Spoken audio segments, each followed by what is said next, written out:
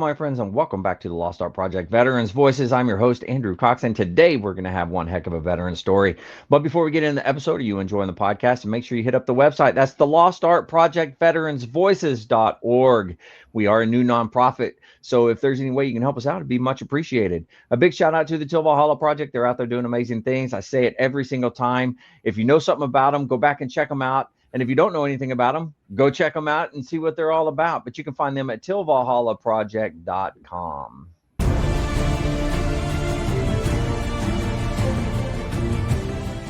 Are you a Marine veteran? Are you missing that bond you had on active duty? Then I have a place for you. Join the only congressionally chartered Marine Corps Veteran Service Organization, the Marine Corps League. Get that brother and sisterhood back in your life. Become one of the fewer, the prouder, a Marine Corps League member.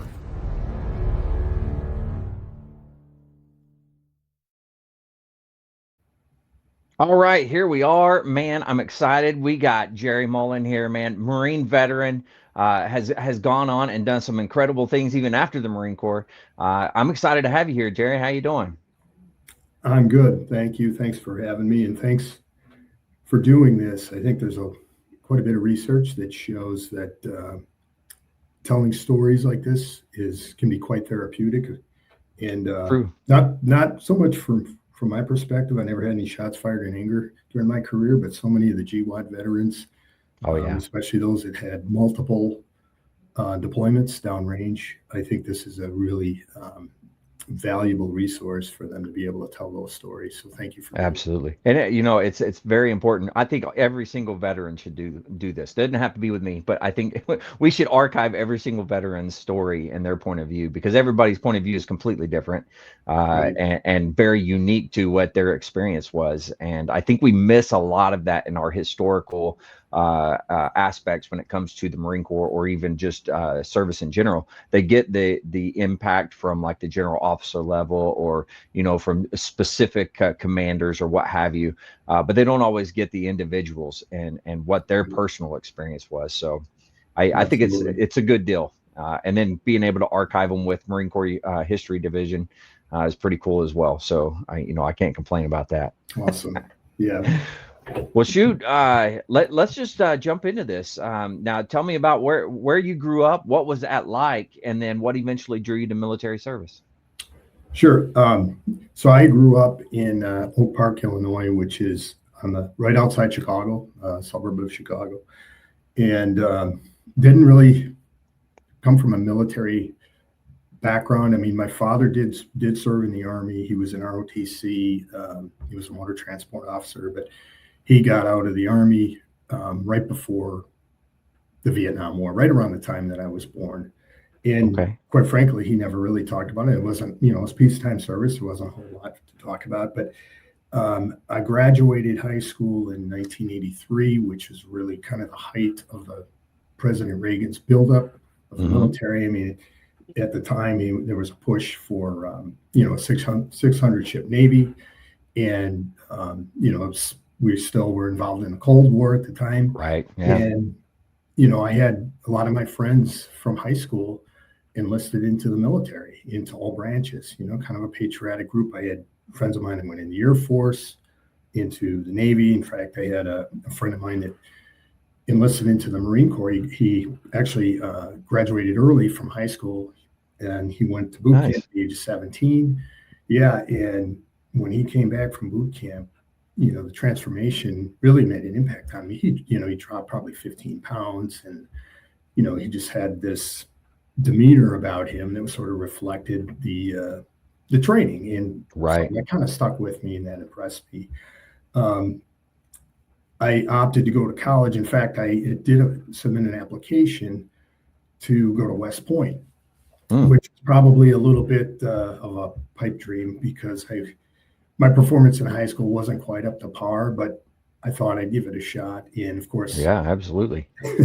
my application was denied, which in hindsight, maybe that was a blessing. And I started off at a small college called Elmhurst College, also a suburb of Chicago. And I decided I wanted to go there because I wanted to play football. It was a Division III school, Okay. and that, even though it was a Division III school, it was a pretty humbling experience.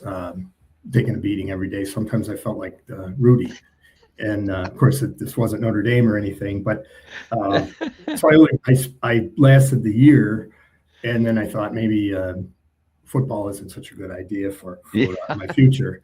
However, I did meet one of my teammates who was in the Marine Corps a PLC program. He was a year older than me, Okay. very squared away guy, very fit individual, and I was impressed with him. And anyways, he introduced me to the OSO, or the Officer Mhm. Selection Officer, the recruiter.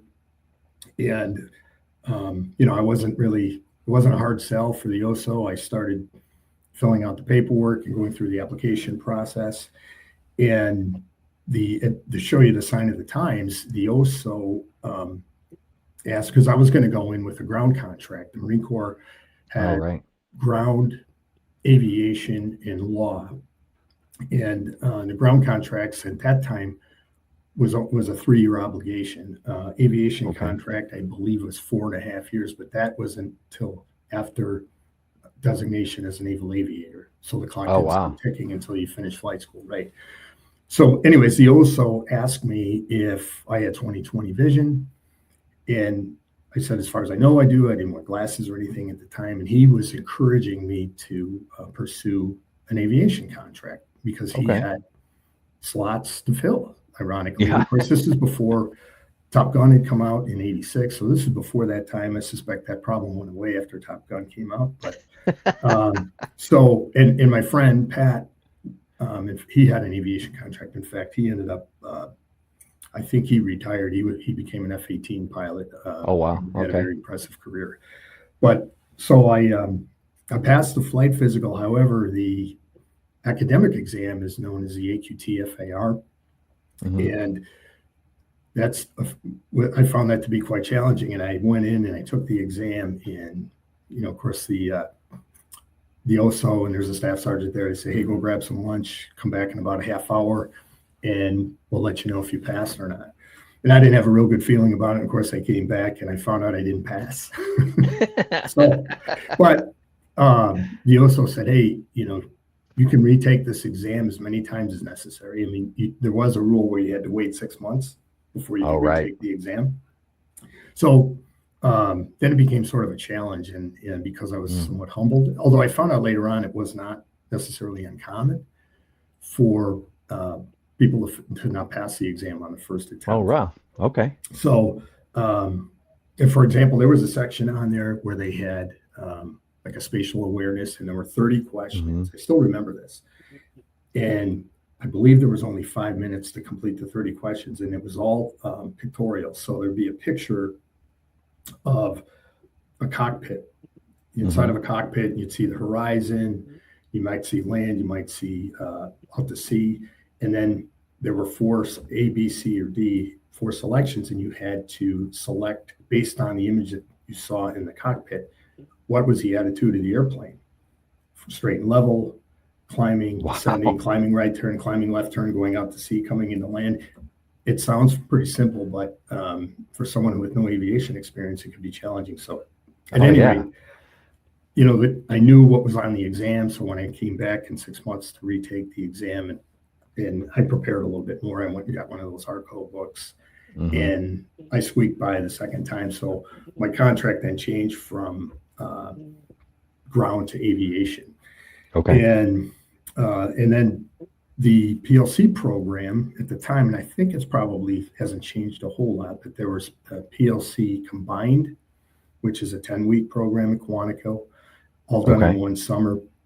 There is OCC, which is Officer Candidates Class, same thing, 10 weeks, but that is for officer candidates that already have their bachelor's degree. So Oh, once they okay. complete, they get their commission and then get orders to TBS. And then the program because I was still, I mean, by the time I was approved, I was still in my freshman year of college. Mhm. And I ended up going through PLC Junior, which is 6 weeks. And that can be done either between the freshman and sophomore year or the sophomore and junior year. And then PLC Senior is sort of the advanced, and that's also 6 weeks, and that's typically done between the junior and senior year. Then you go back to school, and you finish up, get your degree, and then you get commissioned at that point. So the you were going to Quantico for those? Is that where you would go?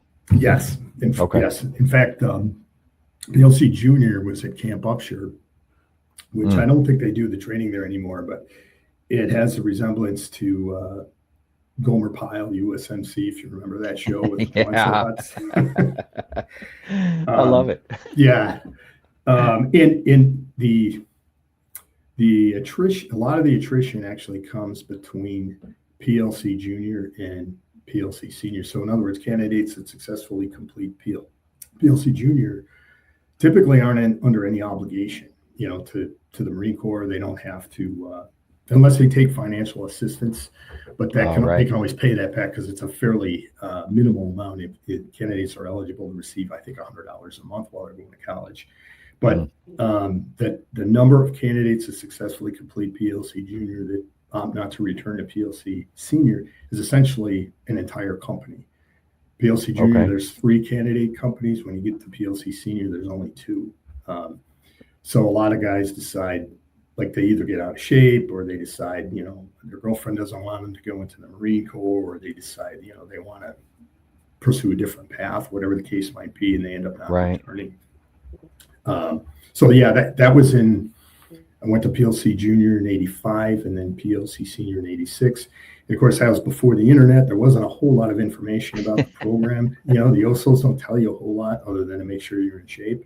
Yeah. And a lot of my information came from Phil Caputo was a Marine infantry lieutenant, and who graduated the same college that I did, from Loyola, because I ended up transferring from Elmhurst to Loyola. But he wrote a book called A Rumor of War, which paints a pretty grim picture, not just of the Vietnam War, but of his experiences going through officer candidate school in like 1963 or 64. So, but that was kind of where I got the bulk of my information. Of course, nowadays, these candidates, there's really not that many surprises. There's so many resources online where they can kind of know what to expect.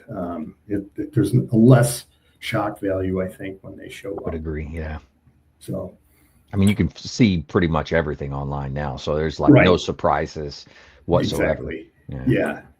Yeah. I mean, the drill instructors there are typically more senior than the ones that you at Parris Island or MCRD San Diego. Right. And, it's not uncommon to have, like, I had gunnery sergeants, both at PLC Junior and PLC Senior. My senior drill instructor at PLC Senior was a Vietnam veteran. He had been a Lance Corporal in Vietnam. Yeah, an infantry grunt. And, that wasn't that long. I mean, it was 1985. So, I mean, there were still a lot of Vietnam vets around at that particular time. We had a lot of them at TBS as well. So, and then you kind of, that's where you kind of start to build your reputation, I guess. And because the Marine Corps is kind of a small gun club, especially in the officer corps. And the difference, in that time, I think it's probably changed now, is that that commissioning source results in a reserve commission, whereas the officers that were commissioned through Naval ROTC or MESEP or the Naval Academy had regular commissions. Oh, so what that essentially means is that when you get your ID card, it has a end date on there, and EAS, and if as an officer with a reserve commission, you have to apply for augmentation and essentially upgrade from a reserve commission to a regular commission if you want to stay in the Marine Corps and retire. And it can be quite competitive. I think the augmentation rate around the time that I was applying in the early 90s for helicopter pilots was, like 15% maybe. Now, if you were flying, Harriers or F-18s or C-130s, it was a much higher augmentation rate. In fact, a lot of those pilots would be eligible for bonuses. we used to joke that PLC actually stands for please leave the Corps.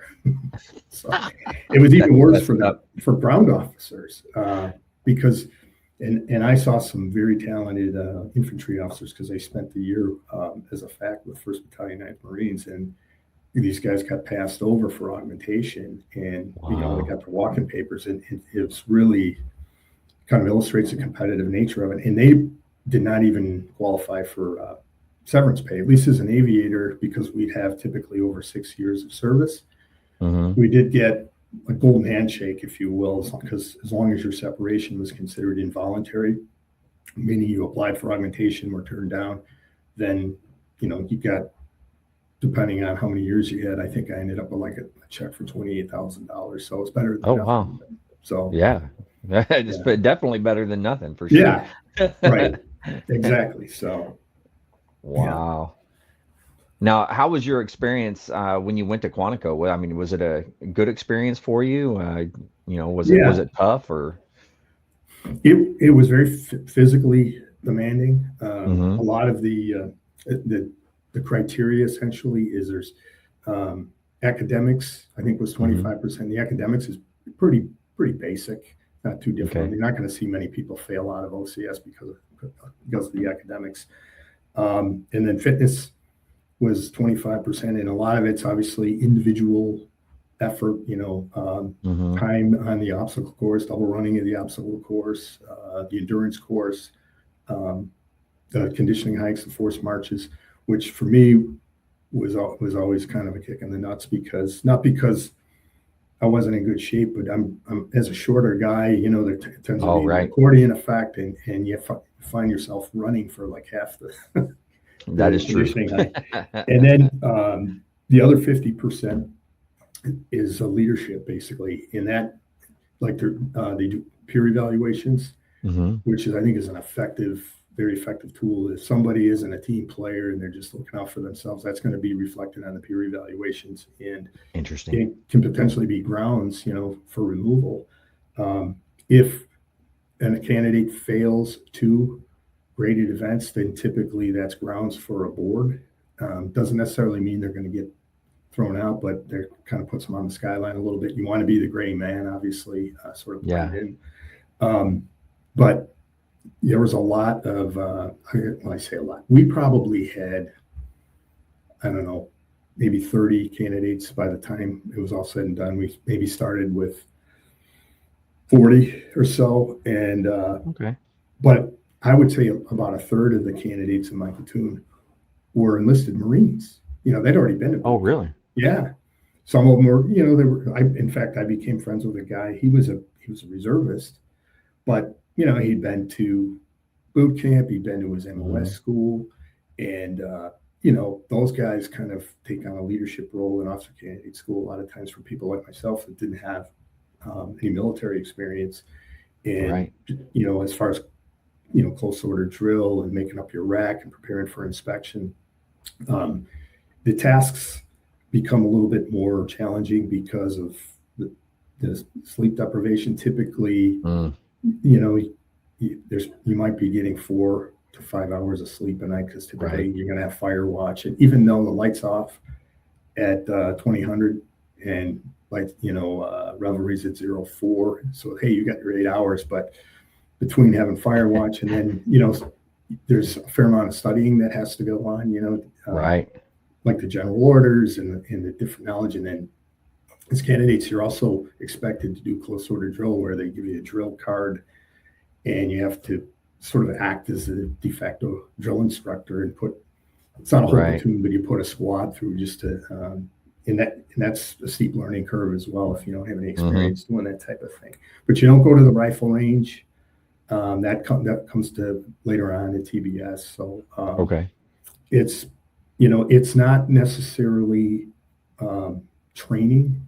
I mean, there's a training impact, but it's designed more as a screening and evaluation to try to determine, are these candidates suitable for serving as an officer in the Marine Corps? And obviously, a lot of people slip through the cracks, but I think by and large,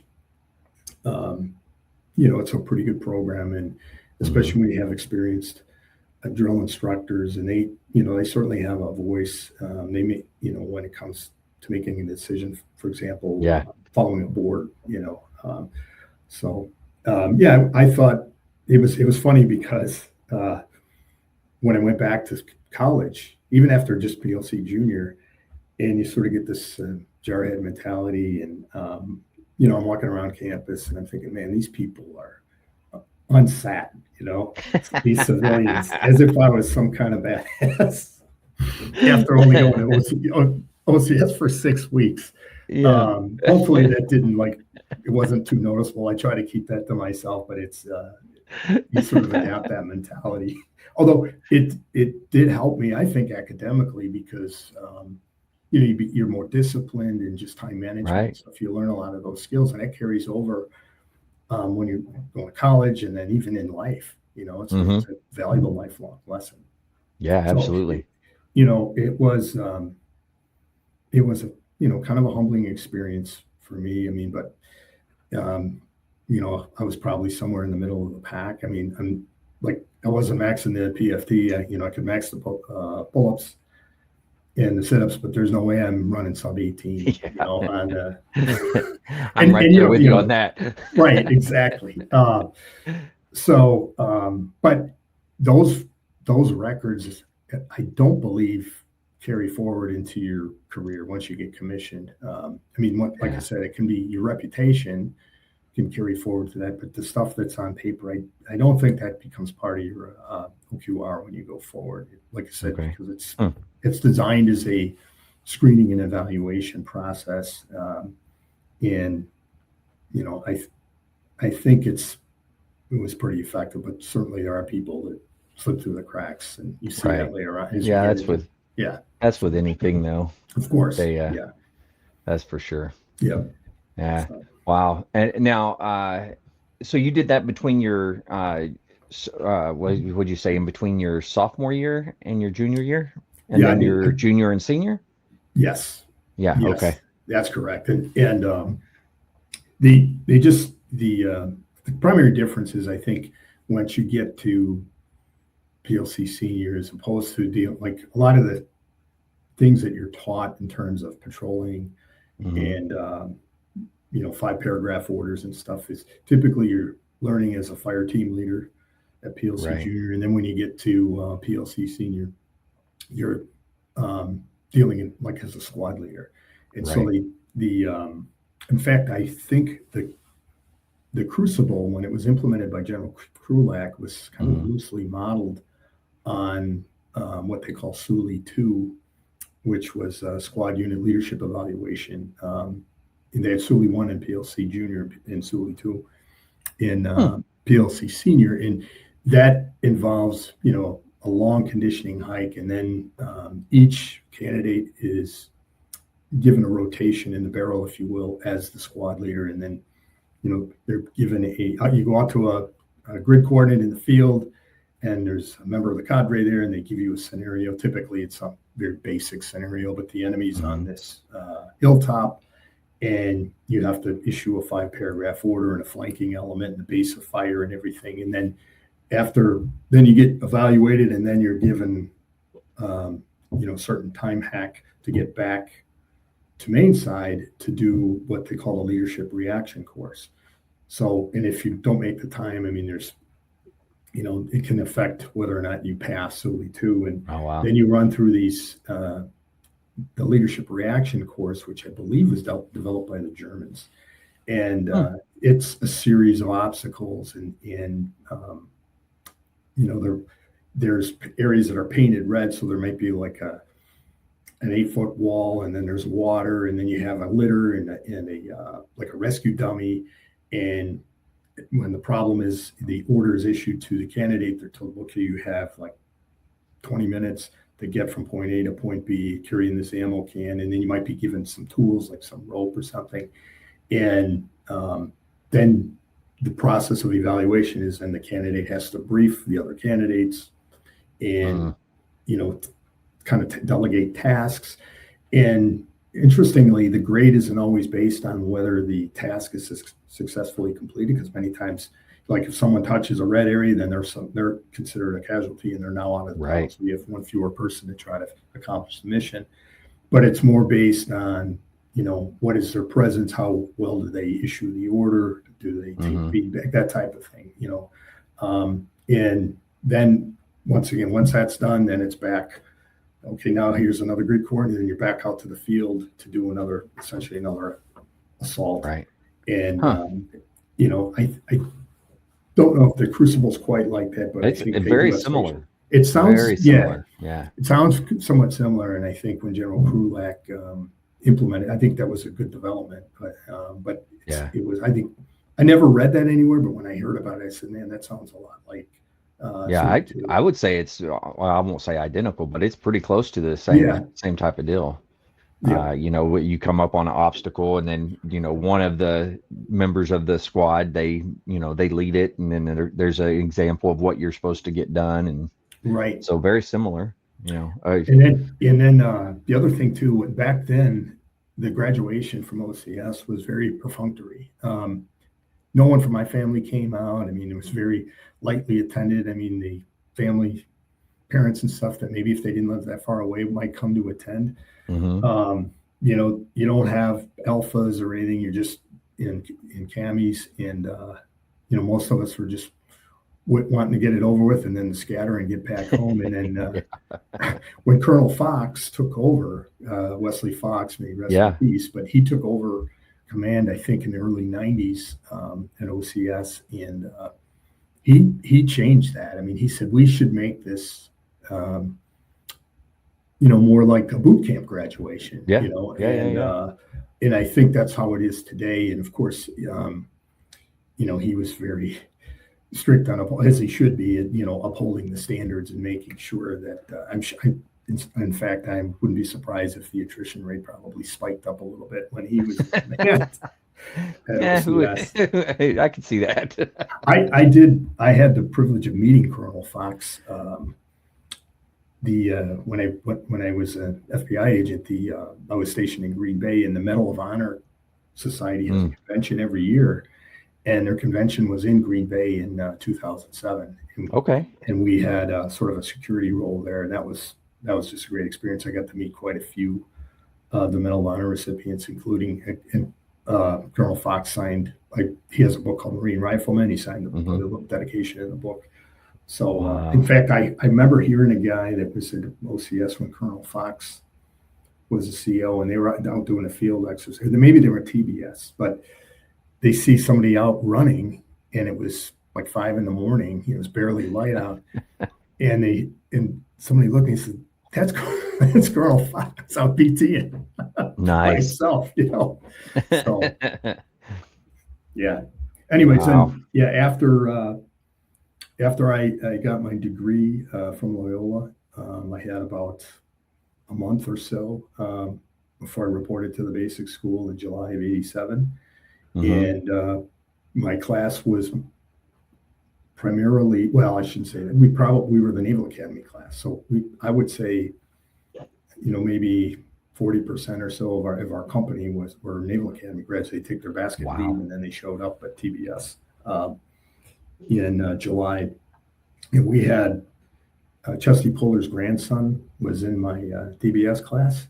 No kidding. Chesty's daughter, Virginia, married, I can't think it was Colonel Dabney, who passed away, I think, in 2012, but a Navy Cross recipient. There's a feature at the Museum of the Marine Corps for him, so quite a badass in his own right. And this was his son, who ended up becoming a doctor. He got out of the Marine Corps, and we had another guy that became an HMX pilot. Chris Mahoney, who just retired recently. He was a deputy commandant of the Marine Corps. He was in my TBS class. No kidding. Wow. Yeah. So, some pretty talented individuals there. And, the basic school at the time, I don't know if they still do this, but they had a quality spread. So if if like I had an aviation contract, so it didn't really impact, if you had an aviation or a law contract, but if you had a ground contract and the most competitive MOS was infantry. So, Mm-hmm. but because of the quality spread, I mean, if you're at the bottom of the top third, you're probably not going to get your first choice in MOS, Right. because they, I'm not sure why the Marine Corps implemented that program, but and maybe they're not doing that anymore. But I think they still. Well, I don't know. A couple years ago, I know they were. I they don't were know if still they're. doing it. But Yeah. it's Um, it's a it's a very interesting, like, how the breakdown.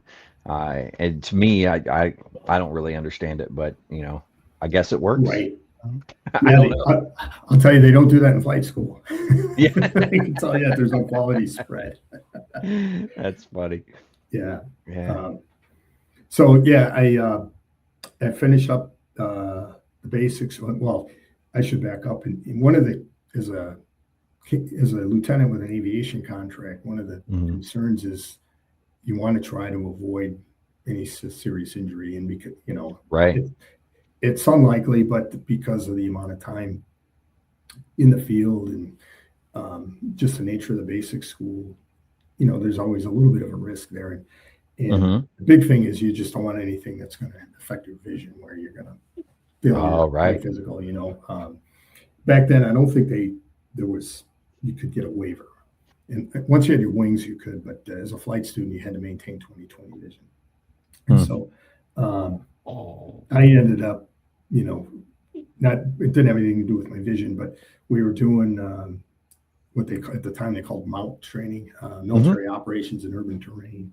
And I was dropping from essentially a ceiling into a room. Hmm. And it wasn't a really long drop. It was probably 8 feet or so, but I came down on an angle because I had my H harness on, and I had a tripod on that I had Mm. cinched down, and it kind of got hung up on this corner of um, this little hole that was already pre-blown in there, Yeah. to simulate dropping into a building. And I thought for sure I had broken my ankle, and fortunately it was just a pretty severe tendonitis, but I was on crutches for a while. It didn't affect me, luckily, from finishing up TBS or getting a Wow. payback or something, anything like that. Um, but Definitely a yeah. scary moment.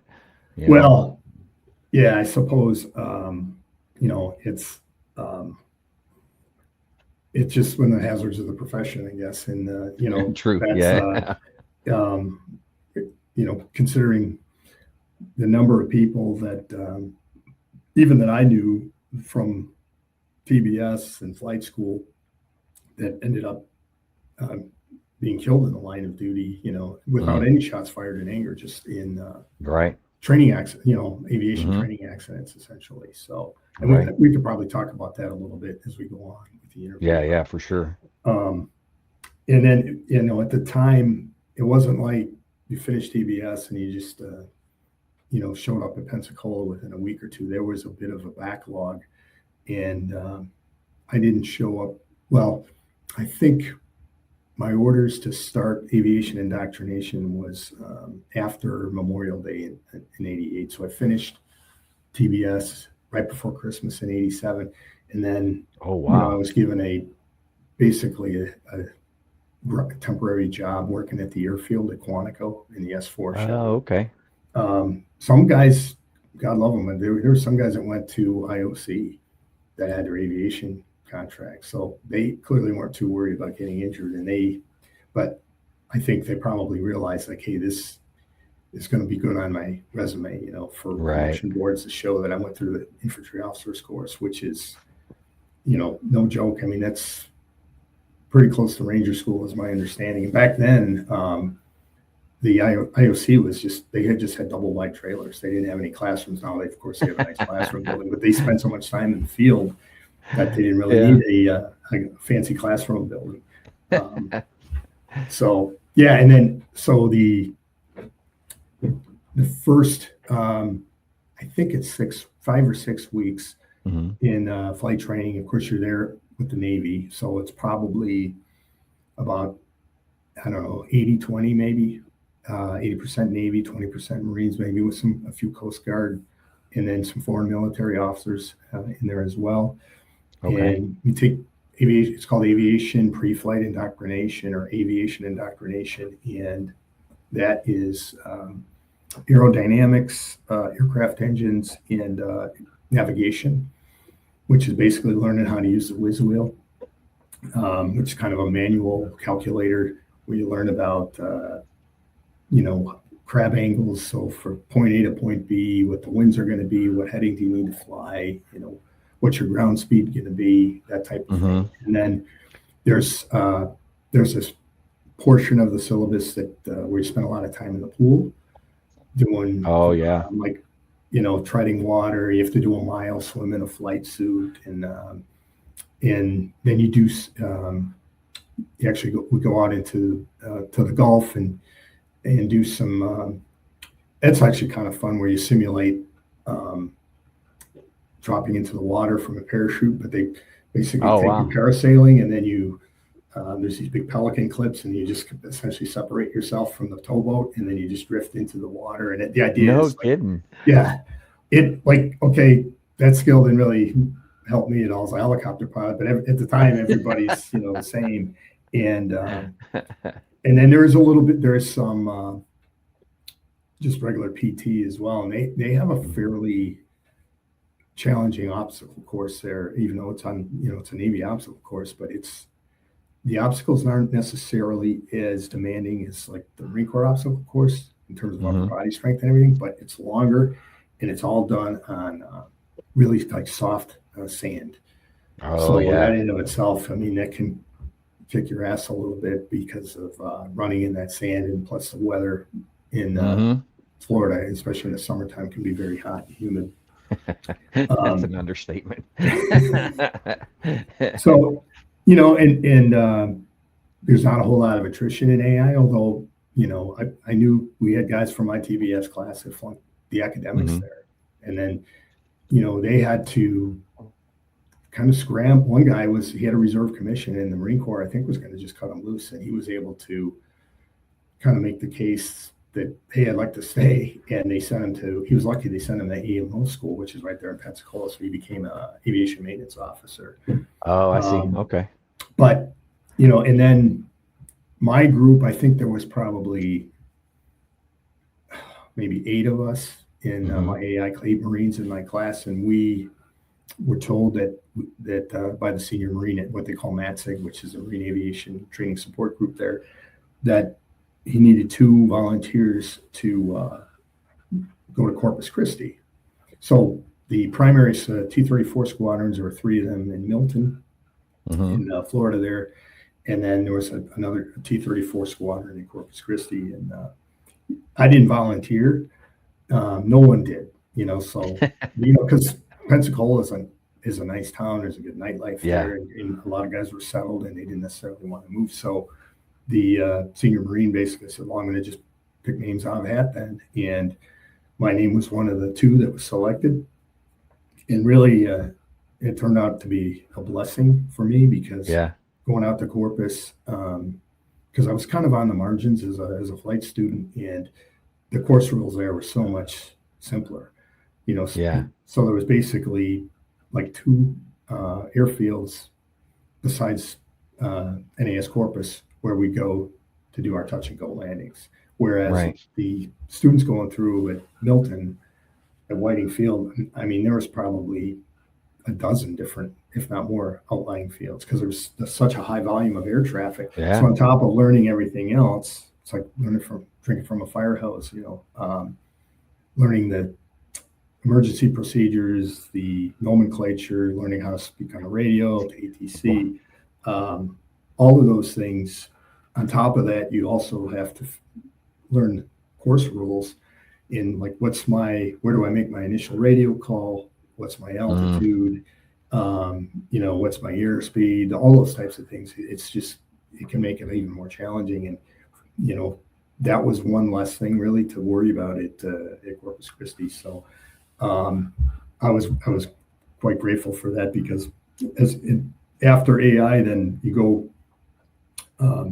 to ground school, which I think is, I don't know if it was maybe 2 or 3 weeks, and you basically are learning at that point. It's you're learning meteorology, Oh, I see. And Yeah. you start learning the systems of the T-34, which is at the time a primary trainer aircraft. And then there's also 6 like simulator hops, although they're really not. It's basically going through, learning to go through the checklist, the pre-start checklist, the start checklist, Right. the radio calls, and but you can fail one of those too if you show up unprepared. And those were all the guys that there were contractors that instructed there, and most of them are Vietnam vets, that combat pilots from Vietnam, and Right. they didn't have a lot of tolerance for people that were unprepared and weren't taking it seriously, nor should they. So, and then after AI, then that's when you start your actual flight training, and it's not like private pilot lessons. I mean, you're expected a certain level of performance and progress, and if you're not meeting the standard or you're falling behind, it can be grounds for removal from training. And the process is what they call familiarization, which you're essentially learning the landing pattern and basic like VFR flight, level speed changes, and learning how to talk on the radios and everything. And then you have to do a safe for solo at the end, and or a check ride. And then I think you have to do at least 5 landings on your solo, and then it just progresses from there. And sometimes the phases will overlap. You learn aerobatics, basic instruments where you're flying under a hood. And then there's formation. There's 6 formation flights where you're learning to fly with a wingman, and that's another student, and you have the same wingman for that. And of course, there's a solo flight at the end of that as well, where there's an instructor flying in a chase plane. And then there's radio instruments, which is I think there's 12 basic instrument flights, and then maybe another 12 radio instruments flights where you're actually flying instrument approaches. And you get your instrument rating out of that, and then there's a couple of night flights, and then at the end of that process, and that can take, depending on how well the student's progressing. Some students fly through it especially if they have previous flight experience. They might fly through it in 2 or 3 months. They might be flying 2 flights a day. And then, sometimes there's things beyond the control of the student, like the weather, or if it's the end of a fiscal year, they may slow down flight operations because of budgetary reasons or whatever. But at the end of that process, then there's a selection that takes place.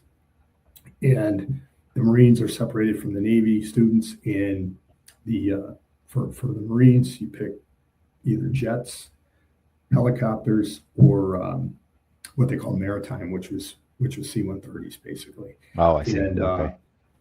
And back then they were still OV-10s, but those guys came through the jet pipeline. So there was Harriers, there was F-18s, OV-10s. We still had A6s at the time, but you had to have a certain grade point average, if you will, to select jets. And because every time you go out on a flight, there might be 30 graded items on the flight, and the first 3 are always going to be the same: basic air work, head work, and emergency procedures. And either the grade sheet has an above average, average, below average, or unsat. And if you get an unsat, that means you failed the flight. But at the end of that particular flight, it's basically reduced to how many did I have net above averages, net belows, or did I just end up with like a ruler, for averages, or maybe 28 averages, 1 above, 1 below average. And that's how the grade system works. And then at the end of the process, they may say, whatever the benchmark is, it might say, hey, you have to have a minimum of like 40 net aboves throughout your syllabus to even select jets. And if you're below that, don't even bother selecting jets. So for me, I was well below that. I was just happy I was perfectly happy going the helicopter route anyways. And that's a interesting thing to me, is you start out flying a plane, everybody just getting your pilot's license there, and then you had to go to helicopters, which is different, I would assume. Absolutely. I mean, I don't know. I'm no pilot, so I don't know, but yes, I would think it's different. Yeah, it definitely is. The whole experience of hovering. I mean, that's once you get to But advanced training for helicopters, I mean, that's probably the first. It can take a while for the light. It varies, but for the light bulb to go on in terms of getting comfortable hovering. And they have squares. There's an outline field, and they just pick up. And usually the instructor will have the students say, "Well, you're just going to handle the cyclic. I'll handle the collective and the pedals." Or maybe you just handle the collective. I'll handle the cyclic and the pedals. And then as you get more comfortable, then they start, to release those other controls to you. And it's about not getting fixated and being in scanning, So as you may think, hey, I'm rock solid here. I'm not drifting left or right. Well, you might be drifting forward. You may not be holding steady in that spot. So that can take a while. But I did have to face when I was in primary, I did face a board for failing a flight, and that's a stressful experience because you appear before the board, and there's 3 instructors that sit on the board, and they're making a determination whether to retain you in training or to give you the boot, basically. And luckily, for me, I was I think worked to my benefit is that when I would show up to my flights and the briefings can be pretty intense before you even walk out to the flight line to do the pre-flight. And the instructors typically are going to be asking a lot of questions and may even not necessarily be pertinent to the particular flight you're doing that day. Something about, like what's the, I'm trying something basic, but what's the maximum airspeed before you lower the landing gear or something like that. Oh, and wow. If if a student isn't doing well in the brief, and this is not common, but it does happen where they can be given what's called a ready room down, and the instructor says, "That's it, we're not going flying," and they fill out a pink sheet, and you fail before you even get out there. Well, fortunately, I was always well prepared. I showed up, and they can tell that, and they're generally it's just human nature. The instructor is going to be more patient and more willing to work with a student that is actually putting in the work and the preparation, right? And they'll put that on the evaluation. So when I had my board, they obviously saw that, and they said, "Well, we're going to give you 2 extra flights, and then to continue 2 ungraded extra flights to get a little bit more." Flight time, a little bit more experience to try to get back up to speed. So, but that's not always the case. And sometimes, especially in the jet pipeline, once you get into advanced, a lot of the attrition comes through the carrier qualification process where students might be, knocking it out of the park, landing on a runway, but, when it comes time, they have to do 5 traps to successfully pass. And, that's a make or break moment. And that's kind of where a big distinction between naval aviation and Air Force aviation, for example, is, right. Having to land on the carrier. And that's no joke. I mean, I don't know, for me, that as I'm thinking about it, that's got to be super stressful. I mean, it's a moving platform that you're landing on.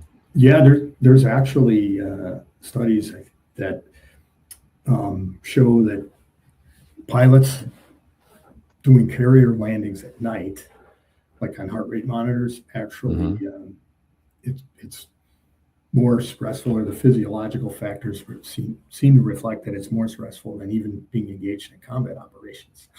So I don't know how true that is, but I mean, if it's a super dark night, and especially if they're low on fuel, and they maybe only have one chance to get this right, otherwise they're gonna have to eject. I can see where that would be pretty stressful. Absolutely. I mean, we do as Halo guys. Obviously, we do boat operations as well, but it's nothing like that. I mean, you're just you're coming. There's a certain pattern you fly and everything, even at night. Typically, we're on NVGs anyway, so it's not nearly as challenging as what fighter pilots have to go through when they have to travel the carrier. So that's wild. But so it's kind of the same pattern, if you will, in terms of the curriculum. Once you get to advanced, for helicopters, it's a familiarization. There's an instrument phase. There's like a tactics phase where you actually do go out and land on a barge, and then you do like an external load operation, pretty kind of basic stuff. You do, cross country, so some flight planning, although you do that in the T-34 as well at the intermediate stage, but you get a little bit of experience planning a flight and everything, doing a cross country. And that's back in Florida. So I left Corpus and I went back to Milton. Because there's North Whiting Field and South Whiting Field. And I think North Whiting was where the 3 T-34 squadrons are. And then there were 2 HD-8 and HD-18, 2 helo training squadrons at South Whiting Field. And, that syllabus can take, it's very kind of similar to the primary. It just depends on progress and everything. So for me, I started AI right after Memorial Day in 88, and I got my wings in October of 89. So a little bit less than a year and a half to go through the whole process. And then the interesting thing is when you get done with the syllabus, before the actual ceremony where you get your wings, you sit in a room, sort of like the selection process at the end of primary.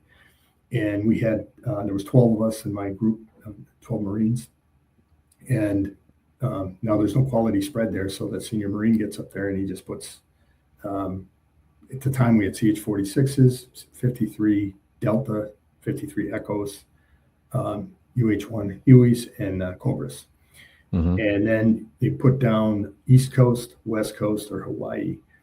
And basically, there's 2 little tick marks, so the senior Marine will call out the guy who's got the highest grades and say, hey, what do you want? And the guy in my group, actually, I think he ended up later on in his career with the DFs, Distinguished Flying Cross. Oh, wow. Storm, but yeah, very good. So he selected Cobras, West Coast. Cobras are very, as you can imagine, is pretty competitive. And then that gets erased off the board. And some guys will have their preferences for coast more than aircraft. I see. Some guys are, like if somebody really wants to go to the West Coast, and then maybe they want to fly 53s, but there's no fit. By the time they get to select, there's no 53 slots available on the West Coast, and maybe they'll take, Hueys on the West Coast, for example. And some guys, it's more the aircraft selection is more important than the location. So I was not the ace of the base by any stretch. I was ranked 9th out of 12 of us. And my first choice was CH-46 in West Coast. I didn't think I was going to get both of those. In fact, when we did the selection, I ended up CH-46's East Coast. And I said, okay, that's fine. And then by the time I got my orders, which was a few days after that, right before we had our winging ceremony, it said 3rd Marine Air Wing, El Toro, California. I thought maybe somebody made a mistake. I didn't say anything because it's kind of what I wanted. I'm sure something changed. So I ended up, and my first duty station was in Tustin, California. Very nice. Yeah. And I showed up at the squadron. It was just a couple days before the Marine Corps Ball. This is in 89. Oh, wow. Okay. And the squadron had we took the squadron photo. We had when I was checking in, the CO says, hey, on Friday, we're going to have a pub crawl, I guess. And he said, we're going to take a squadron photo. He says, show up in your Deltas, the Charlie shirt with the dress blue trousers. Yeah. And they had a bus with like beer and buckets with ice and beer in there. And we ended up going to a bunch of different bars in Southern California. And, this is pre-tailhook, obviously, before the whole tailhook thing in 91. But I'm like, this is cool. I think swing with the wing, right? I think I'm going to enjoy this. And that was in the training squad. That wasn't even a big squadron because you typically it took me about 4 months, I guess, to go through the syllabus. And by the time you get to your fleet squadron, you're like 60% qualified and you're known as what's called an H2P or a co-pilot. And then it takes about another year or so, depending on progress and everything, before you Holy cow. become an aircraft commander. And there's certain, like, you can't carry in the transport world back then. You couldn't carry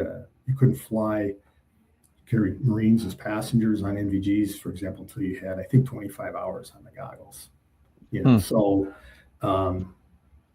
it's a pretty aggressive training regimen. At least, back then, I think the defense budget was pretty robust, and it wasn't uncommon, like, to have, even as a new co-pilot, to have like 25, 30 hours in your logbook every month. And when I showed up at my first fleet squadron, HMM 163, this was in April of '90. The squadron was out of CAX, and they would have a Marlog flight that would come back every day, because it's only like an hour flight from 29 pounds back to Tustin to pick up parts and everything. So, I was told, hey, you get on that Marlog flight, we'll get you out here. And of course, as a new guy, you stand a lot of watches and stuff, but they also want to start getting you flying and getting your training X's out, so you can progress towards becoming an aircraft commander.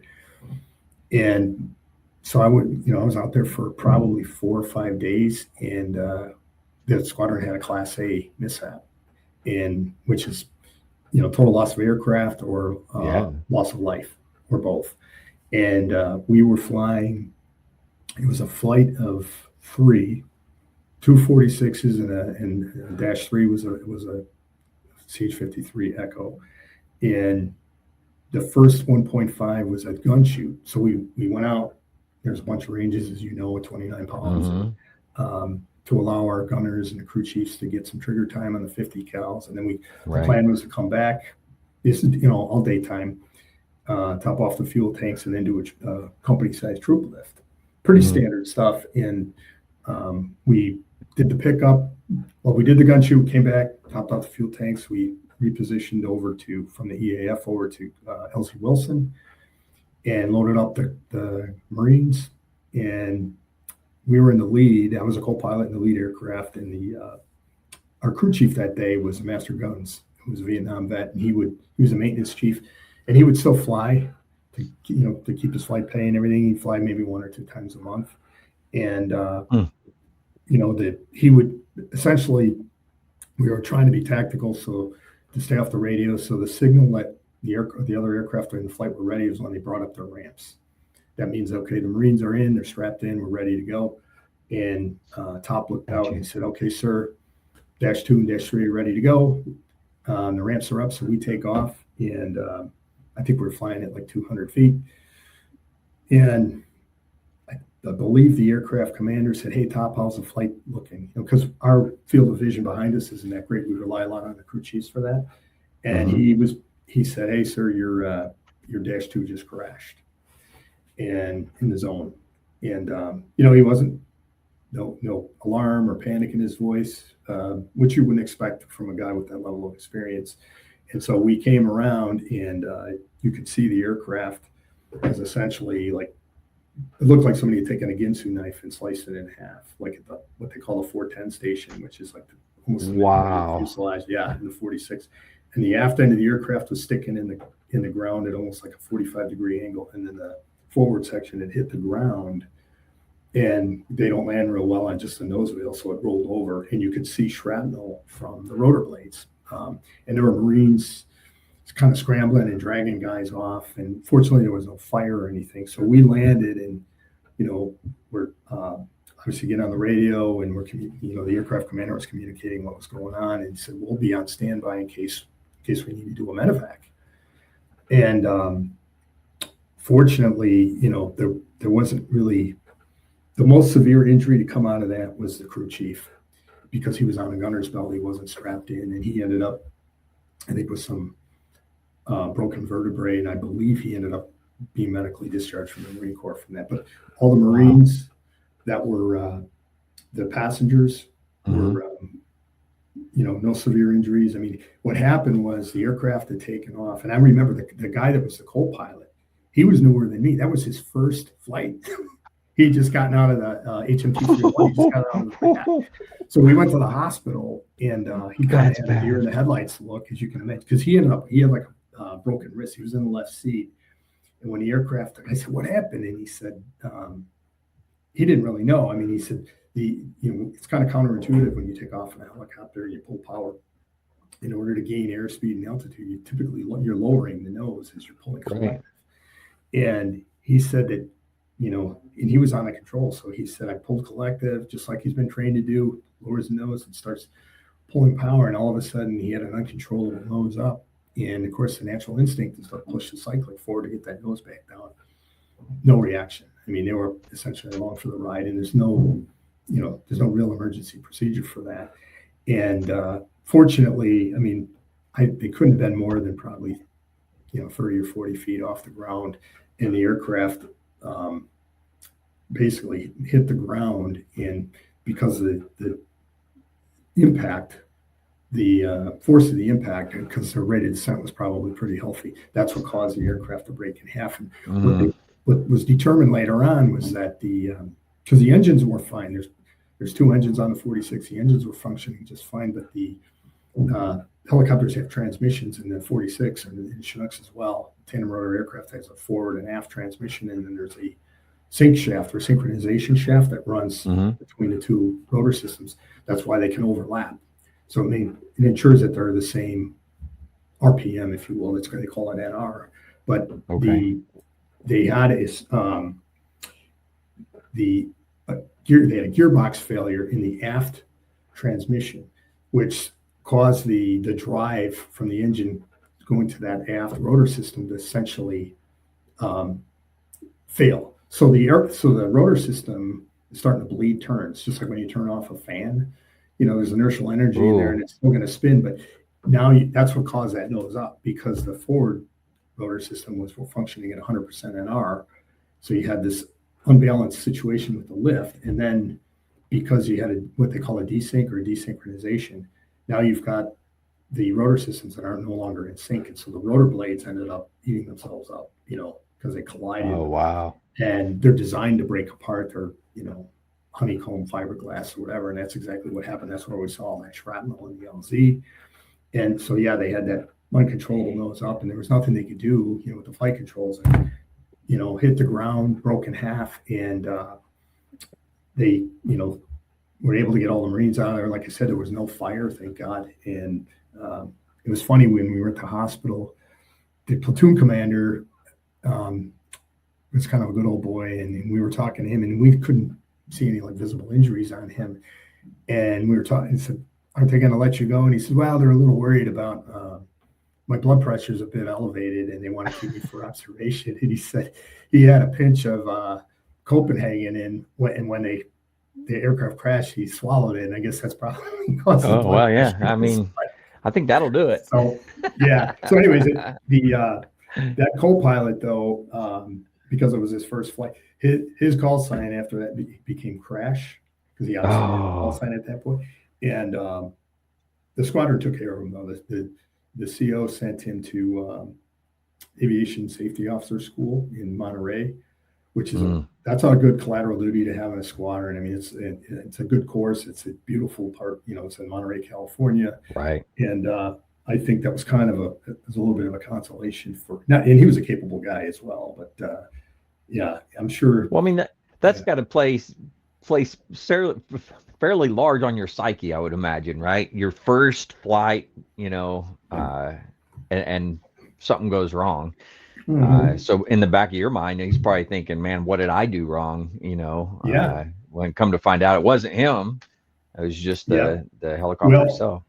It kind of reinforces the fact, because, when I remember when we first showed up at Pensacola, before we even started AI, we're doing our intake, I guess, if you will, and this Navy officer comes in there, and he says, hey, you look around this room, if you stay in this profession long enough, some of you aren't probably going to end up getting killed in a training accident. And at that, you're 23 years old, you kind of think you're bulletproof at that age, and right, maybe let it go in one ear and out the other. But he wasn't wrong, because I look back on that and I think, yeah, that certainly kind of was consistent with my experience with even I knew 46 pilots who were killed in mid-airs, Cobra pilots in mid-air collision at 29 pounds. I mean, it just, they say the NATOPS manual is written in blood. That's the NATOPS is the safety manual in aviation for Navy and Marine Corps. And yeah, some of those emergency procedures end up getting adjusted because of real life experiences. Like, hey, this particular technique didn't work, or this is something that we should add to the emergency procedure. Right. So, wow. But yeah, I mean, when I went through the basic school, we were being told that, hey, you guys are going to be the first generation to fly the Osprey. And this was 87. And the Marine Corps went all in on the Osprey, if you remember. And unfortunately, there was a lot of issues with the weight, with disagreements between Bell and Boeing. It was a joint project. And, there was some fatalities in the Osprey program to the point where, like, the Navy backed out and the Army backed out. The Air Force, I think, obviously ended up buying some for combat search and rescue. But because the 46s, even at that point, were getting beyond their service life. I mean, there were some of those 46s had patched up bullet holes in them from Vietnam that we were flying. And, it got to the point where there was, more and more restrictions in terms of how much, where you couldn't really carry 25 combat loaded Marines anymore, even though that was what it was advertised to do. Maybe you could carry 12, depending on the weather conditions, and or be restricted on what your angle of bank might be and that type of thing. So the Osprey was delayed. And in fact, one of my TBS classmates, who was a 53 pilot, ended up transitioning to the Osprey, and he was killed in that crash in 2000 in Marana, Arizona, where they killed both pilots. The crew was killed. All the Marines were killed. I mean, I had I think it was two from my platoon of boot camp were on that flight. Wow. And the other one was supposed to be on it, and at the last minute they switched him, and so he went on the other bird, and then that one went down. Yeah, what a tragedy. I mean, they shouldn't have been flying operationally. I don't think the aircraft. The irony of that is the widows of the two pilots. The one, John Brow, was a C-130 pilot that had transitioned to the Osprey, and then Brooks Gruber was a guy that was in my TBS class, and he was a 53 pilot. And all those pilots, were very skilled. I mean, it was a competitive program. They didn't get it transition into the Osprey unless they were their reputations were really good, and they had a lot of designations within their communities that they came from. And the initial report, well, this for many years was that it was pilot error. And the two widows, to their credit, fought back against that, and they got a congressman from Virginia involved, and DOD eventually reversed that. I mean, it was probably 2017 or 18 maybe, and that was the original. Yeah, but that's persistence, and that doesn't happen very often. Where they revised their finding and said, this was not pilot error. It doesn't bring their loved ones back, and obviously it was important to them. Like, hey, this is wrong. We want the truth, and so. But like I said, I do remember that was kind of something that we were under of course, at the time, nobody knew that the Osprey was going to have all of these issues and it was going to be delayed and everything. Right. I mean, there's guys one pilot I know for sure was flying them I'd say within the last 3 or 4 years. And he was telling me, he's like, it's scary. Every time we go up, I'm like, oh. I've heard that. Hopefully nothing happens. Yeah. Yeah, I have heard that. So, but anyways, I know we're over an hour now here, but I spent about a year and a half in HMM 163. Like I said, I checked in April of 1990. We did a Westpac deployment. It was right on the heels of Desert Shield, Desert Storm. So we missed the shooting war. The invasion was in August of 90.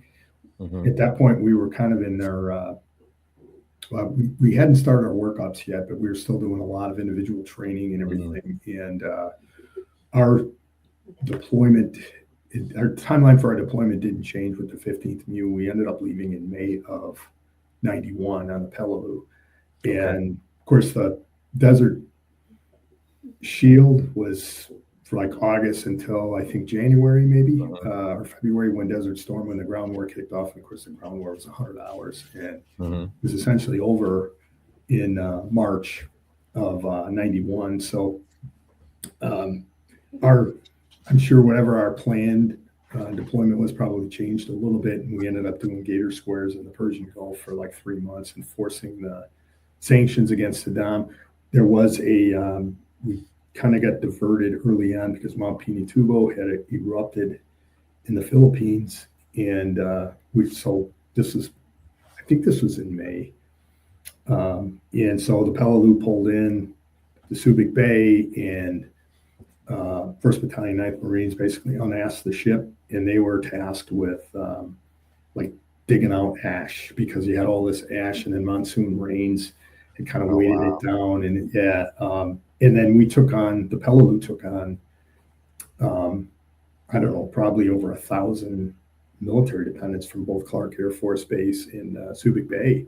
And I mean, with their kids and their pets and everything, because a lot of the base housing had gotten wiped out. And then we took them on board, and because a lot of the space had been vacated by the grunts, they were in berthing, and not for long though. The ship steamed for probably 6 hours or so, then anchored off of Cebu, and then we were flying via helicopter. We were flying these military dependents to Cebu, to the airfield there, and then the Air Force was responsible for putting together the manifests and putting these family members on like C5s and flying back to CONUS. And it was kind of funny, because the Air Force was staying in hotels, and they would knock off at like 5 or 6 every night, and the Marines that were there on the ground at Cebu were sleeping on the ground, as to be expected, and they were, I think, getting a little bit annoyed, because like, hey, these are American military dependents, we should be working around the clock. And one of the Marines had put a sign up that says, "The United States Marine Corps welcomes you to Cebu." And some Air Force major, I guess, took offense at that and said, "Hey, this is an Air Force operation." So he takes a ballpoint pen and writes, "In the U.S. Air Force," because the sign was written with like a big Sharpie. Right. And he said, "Is that good for you, sir?" And they ended up, I think, leaving behind a bunch of cots, because the Air Force had brought some cots for the family members, at least, to lay down on until they could get them onto an airplane.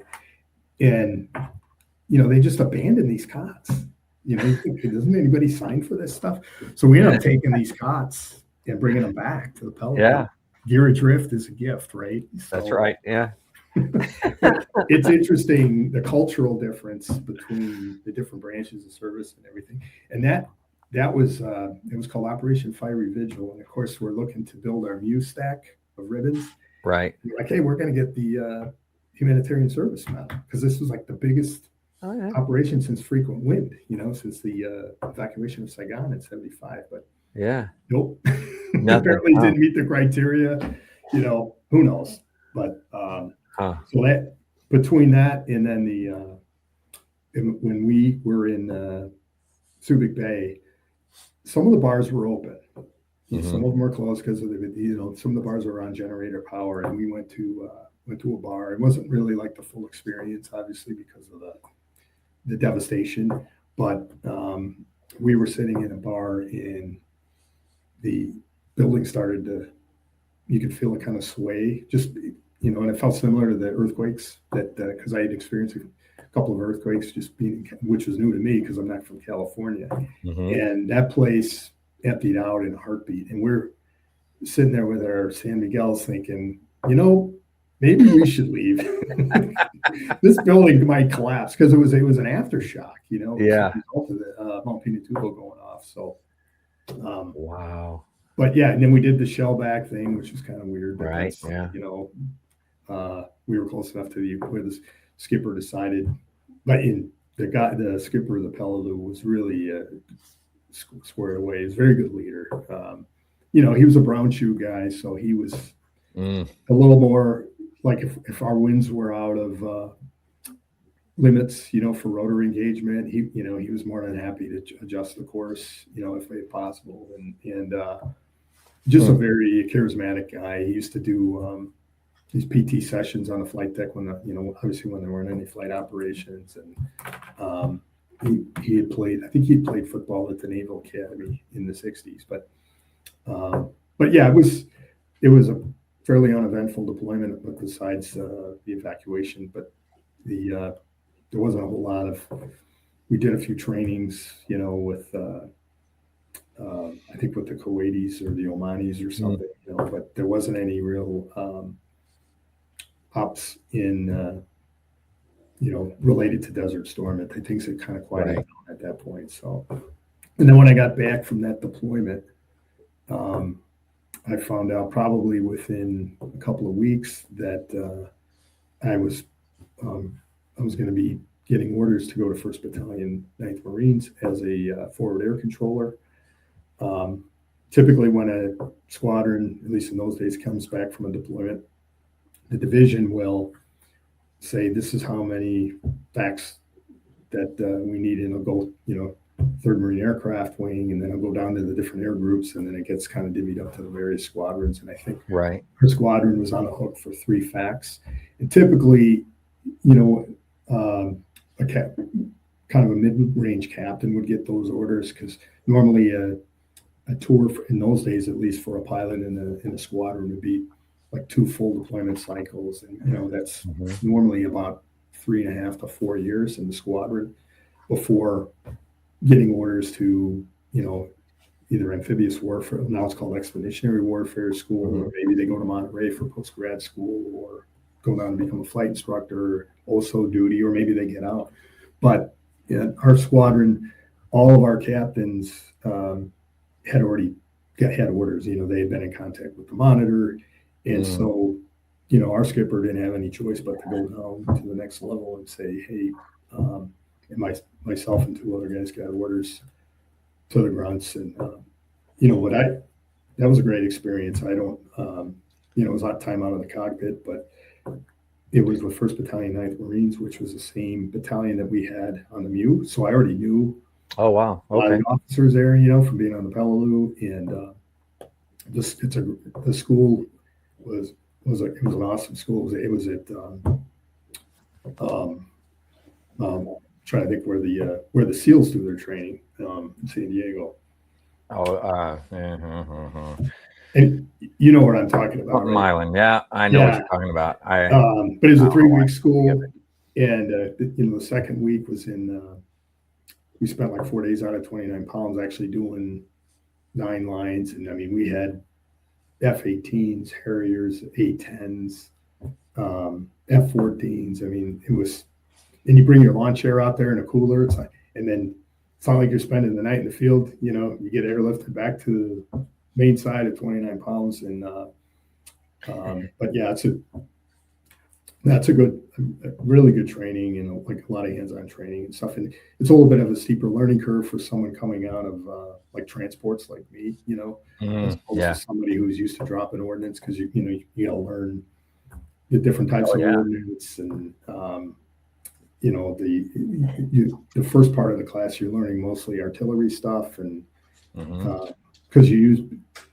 artillery for SEAD, for suppression of enemy air defenses. Typically we were using mortars to mark targets and stuff, and this was really before GPS was really used for targeting. I mean, so we were doing it kind of old school, and maybe using the mules to illuminate the target, with lasers and stuff. But and then I spent I was in with 1-9 from February of '92 until December. It was a non-deploying tour, although we did a CAX, and we did some other training on 29 pounds, and we did we had the midshipmen come in during the summer at Camp Pendleton. they actually have pretty high priority, and that, but the impact area, Camp Pendleton, is relatively small in comparison to 29 Palms. But and then I was the battalion commander gave me some command time is for H&S company, which was, you know, kind of unusual for a company grade aviator to be, you know, to get an observed fitness report as a commander, because typically in aviation, your first command is as a lieutenant colonel, as a squadron commander. But there was enough turnover, and the other fact was actually assigned as the S3 Alpha, which is normally an infantry officer's job. So, but it kind of reinforces why the Marines have the basic school. You know, every Marine officer, regardless of your MOS, you never know when you might be placed in a position like that. And so that was good. That was a pretty interesting thing to be able to take you and put you in the H&S company. I mean, that's unique. I mean, I don't know if that happens regularly, but I don't think it does. I mean, and you know, of course, I had really good. The guy that was on my XO was very squared away, but he was at Ranger School, so he wasn't there. But I had really good company first sergeant and company gunny, and in fact, I actually got deployed to Compton for the Rodney King riots that happened. I think the verdicts came out in May of '92, and I remember we had a mess night. And I was driving back from the mess night, and I was, you know, I had the radio on in the car, and I'm hearing about all this rioting in Los Angeles because the 4 LAPD officers were acquitted, and rightfully so, I think, in my opinion. I think the jury got it right, but the public obviously didn't see it that way. And so I got home, and my wife was watching it on the news, and, you know, I said, it was a Wednesday, and I said, hey, they should, you know, they should just give us a call. We're right down I-5. You know, I was kind of joking, obviously. And we went into work on that Thursday, and we were kind of, you know, tracking things on TV and stuff. And then on Friday morning, there was a regimental formation that was, you know, it was already on the schedule. And Colonel Stanley, the regimental commander, comes out, and he's, you know, it was a typical promotions and awards and stuff. And he said, he kind of interrupted that. And he said he had just gotten off the phone with the general, and that Pete Wilson was the governor at the time in California. I don't think he'd be able to get elected today, but he was a Republican. And I think President Bush had declared the Insurrection Act. So 1st Battalion, 1st Marines was essentially put on standby to deploy to South Central Los Angeles. And my battalion was going to be in reserve. So I was the advanced party. So my boss, the OPSO, said, hey, go home, pack a sea bag, and you're going to go with these guys. And in the event we get the call, you know, you're going to be the advanced party for, you know, whatever our billeting situation is going to be or whatever. So it was surreal, you know, because the California Highway Patrol had shut down I-5, and we were going north on I-5. And we went to Tustin because they had to wait for the distribution of ammunition. You know, it was kind of the staging area. So the Marines were doing like riot drills and stuff. And I can't remember how much time went by. Maybe it was a day or so. And then eventually we ended up getting deployed, and some of the Marines went to Long Beach, some went to South Central. I was assigned in like the command post in Compton, which is where like the Crips and the Bloods got started. And we were kind of partnering with the Compton police, and it was crazy. I mean, I heard some stories where, for example, the Marines would show up at roll call, and they had the little, you know, the riot shields for their helmets and stuff. But other than that, these were not MPs or anything. These were like 03s, 0311s or whatever. They weren't really trained in this. And they would start to accompany these officers on what essentially was kind of routine patrol. I mean, there were checkpoints and there was a curfew and stuff in place at the time. But the story I heard was that, and one of the officers came back to the command post after the fact, but they were responding to a domestic. And the officers, as they're en route to the call, he'd tell these Marines, two Lance Corporals, hey, this guy's a frequent flyer. You know, we've been out here a number of times. Why don't we'll handle the call, but you guys can just kind of hang back and give us cover. They said, okay, we can do that. Well, that term means something different, you know, to 311 and to a police officer. And so what happened was the officers, the guy lived up on the second floor, and they bang on the door, you know, Compton police, and the guy took a shot with the shotgun through the door. And luckily the officers, you know, had some offset, and then they basically started to beat feet down the stairs, and they say, okay, now we have a barricade, and call for backup. Well, as they're descending the stairs, because this one officer told me the story when he came back to the command post, he hears rifle fire. Oh no. And he sees these Marines, like, you know, on their knees, and they're set up on the squad car, and they're basically shooting like what would be the equivalent of cover fire. So covering their retreat back to the squad. Right. And I mean, this guy had his family in there and stuff, but the trajectory of the rounds, you know, they were going in, and nobody was hit, thank God, because they went through the window and then probably up into the ceiling. And right. So that obviously the subject wasn't expecting that type of response, and he ended up quickly surrendering himself. But I think those two Marines probably both of them probably went through at least one magazine. And the guy comes back, this officer comes back to the command post, and I was the watch officer, and he had a little bit of like shrapnel from the door splintering, so he just had some bandage, nothing serious, but he was like, gosh, that was awesome. He said, hey, can you track those guys down for me? You know, and he was like an Air Force veteran or something. He goes, I should get a Marine Corps flag. But so that type, and then there was another incident where these cops got in a foot pursuit, and there was a couple of Marines with them, and it was at night, and one of the Marines had a loom round, and he had a 203, and he popped off the loom round, you know, with the parachute and everything, and these cops are looking. It's like, where did that come from? You know, it essentially turns night into day, at least for about a minute or so.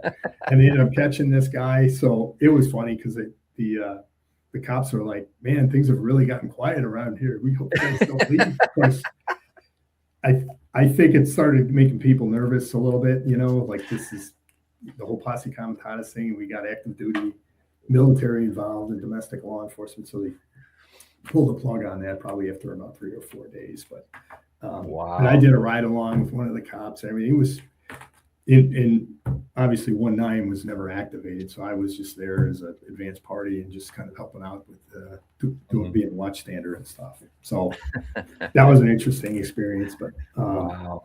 And then after I finished up with 1-9, I opted for orders to the East Coast.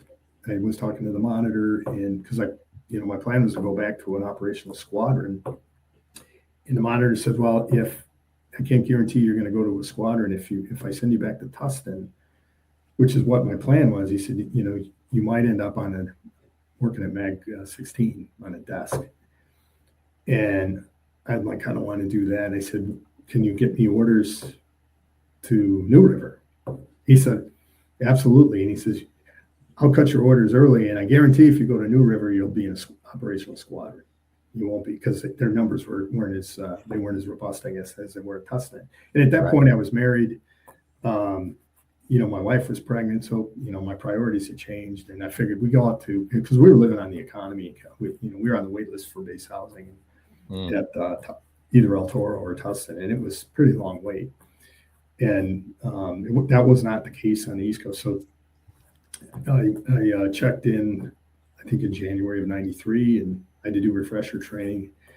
And then I went to HMN 266, and you know, we had the squadron had a change of command shortly after I arrived, probably about a month or so after I arrived. And the incoming CO, who had come from he'd been out of the cockpit for a while, which isn't uncommon. He'd come from a staff tour at headquarters Marine Corps. And, you know, this, unfortunately, in my opinion, and I think some of the other pilots, this guy was a little bit off, if you will. And he was, for example, some of his tactics were not in line with what was in the what they call the ASH manual, assault support helicopter manual. If, for example, he was pushing like flying in the trail formation, like extended periods in the trail formation, even when you're coming in to land. And the problem with that is, I mean, you have to be offset a little bit. So if you're like -2 and you see the lead start to flare a little bit, you don't want to pass the lead. You want to sort of, and stay in position. And but he was pretty obstinate about it. And then there was another situation where we did a single ship frag to Little Creek, and it was a helo casting with the SEALs. So where they would launch the rafts out. The nice thing about the 46 is no tail rotor. They just you basically do like a 10-foot, 10-knot air taxi, and in obviously Marine Recon does that as well. That was one of the cool things about the 46. You do those types of frags. It wasn't just straight-legged infantry. I mean, parachute ops, spy rig, fast rope, helo casting, that type of thing. And anyways, the plan was we do the frag, shut down, top off the fuel tanks, get dinner, and then start up again and fly back to New River on MVGs. Well, the weather kind of moved in, and there was a line of embedded thunderstorms between Little Creek and New River, and that the aircraft commander said, "No, we're not gonna. We're just gonna spend the night. We'll fly out tomorrow morning." And when he called back to the squadron, the CO got on his case and said, "Oh no, you need to come back tonight. We need that aircraft for the flight schedule tomorrow." And this guy stood his ground, and he was very highly regarded. I mean, he was a what we call a WTI, weapons and tactics instructor, which is of course the Marine Corps runs at Yuma. I think they do it twice a year, MOTS, Marine Aviation Weapons. So this guy had been through that course, and he had every designation. I mean, division leader, section leader, NVG instructor, turf instructor, functional check pilot, and because he was considered, I guess, insubordinate, this CEO basically kicked him out of the squadron. And you lose that type of experience and knowledge, a guy that's highly respected like that. That's, to me, that's toxic leadership, And so anyways, the Navy has a program. It's called the Any Mouse program. It's kind of a play on the word anonymous.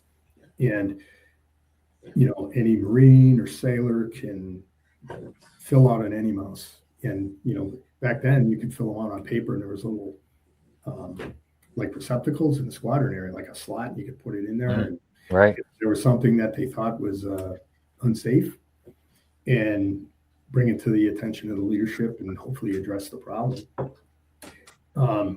You could do that at the squadron level. Well, I thought, man, this is not a good situation. I'm concerned that this this environment might get somebody killed, especially since our mission was to transport Marines, And a friend of mine he was a C-130 pilot. He was at Cherry Point at the time, and he was an ASO in the squadron. So he'd been to Monterey. He knew all about the safety program.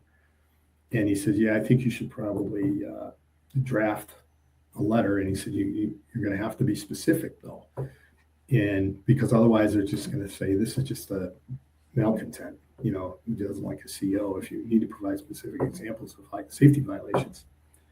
So I did that, and I just sent it through the snail mail. The Naval Safety Center was located in Norfolk, and it took nothing happened for maybe a week or two. And the guy I was telling you about before, that WTI, he was once he got kicked out of the squadron, he went to work at the group, but he was also he became an instructor. Well, he was already an instructor pilot, but he was teaching in the RAG at the East Coast RAG, which is HMT.